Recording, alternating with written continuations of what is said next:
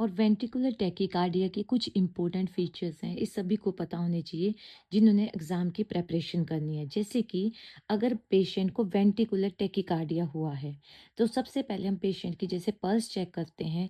Pulse जो है उसकी पल्स प्रेज़ेंट नहीं है, नो पल्स। तो इस केस में हम क्या करेंगे, सीपीआर स्टार्ट करेंगे पेशेंट को और डिफिब्रिलेट करेंगे।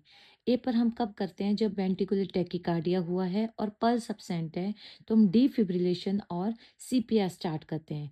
लेकिन सेकंड कंडीशन में इसमें हो जाती है कि वेंट्रिकुलर टेकिकार्डिया हुआ है, लेकिन पल्स प्रेजेंट है और पेशेंट क्या है, अनस्टेबल है। ये पेपर का क्वेश्चन है। अगर यहाँ पे जो था वेंट्रिकुलर टेकिकार्डिया हुआ था, पल्स नहीं थी, लेकिन और पेशेंट क्या था यहाँ पे, अनस्टेबल था, तब हमने सीपीआर दिया और डिफिब्रिलेशंस दिया।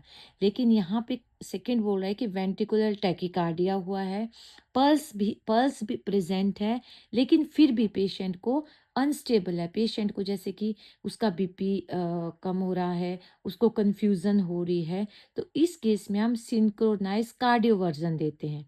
लेकिन थर्ड कंडीशन वेंट्रिकुलर टैकीकार्डिया में होती है, वेंट्रिकुलर टैकीकार्डिया हुआ है, पल्स प्रेजेंट है और पेशेंट स्टेबल है, तो इस केस में हमें लगता है कि एंटीरिदमिया हुआ है, तो हम इसमें मेडिकेशन को दे देते हैं, जैसे कि अमाइरोड्रोन। ये पेपर का क्वेश्चन है, मैं एक बार दोबारा एक्सप्लेन कर देती हूँ। फॉर एग्जांपल, किसी पेशेंट को वेंट्रिकुलर टेकिकार्डिया हुआ है एक, तो सबसे पहले हमने चेक करना है पेशेंट कॉन्शियस है कि अनकॉन्शियस है। पेशेंट की पल्स चेक क्या है कि पल्स चेक करनी है। और दूसरा हमने पेशेंट की स्टेबल और अनस्टेबल को चेक करना है। बहुत कंफ्यूजिंग है, इसको अच्छे से पढ़ लो।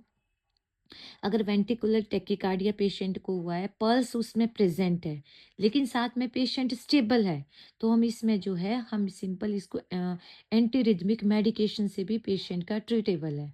सेकेंड है, वेंट्रिकुलर टेकिकार्डिया हुआ है, पल्स प्रेजेंट है, लेकिन पेशेंट कंफ्यूज्ड है और बहुत ज़्यादा बीपी उसका लो, अनस्टेबल है, तो उस टाइम हम सिंक्रोनाइज कार्डियोवर्जन देते हैं।